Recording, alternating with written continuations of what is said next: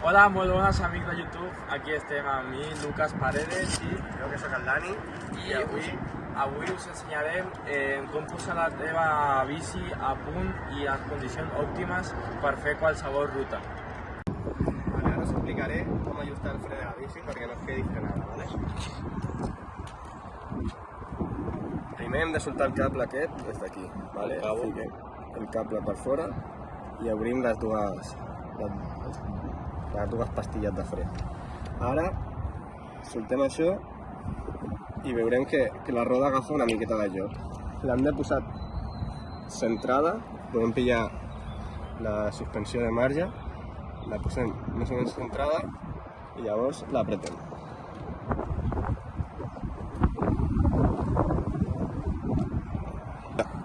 Un cop la roda està centrada, tanquem la palanca. Important que miri en direcció de la suspensió per poder tornar-la a obrir, ¿vale? I ara, un cop està centrat, posem el cable al seu lloc i posem la funda i ja està per frenar. Ara, per revisar el fre de darrere, hem de fer el mateix procediment amb el mateix. Bueno, nois, ara hem tingut que canviar de localització perquè hi havia molt soroll. Ara us ensenyaré a regular el seient de la bici. Normalment la bici té una palanqueta com aquesta d'aquí, però aquesta no ho té. Ho afluixes i t'ho regules a l'altura de la cadera, com tinc jo aquesta bici. Ho tanques i ho apretes bé i ja està preparat. Per afluixar-lo, podem afluixar-lo amb una llau anglesa o amb una clau fixa Del seu tamany.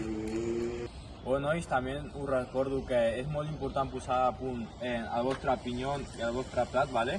Que si ens acerquem per aquí podem veure que a la mà esquerra estan els plats que marca l'1, el 2 i el 3 i aquí tenim el pinyó que marca de l'1 al 3, 6 i 8. Aquest pinyó de la bicicleta té 8 pinyons, ¿vale?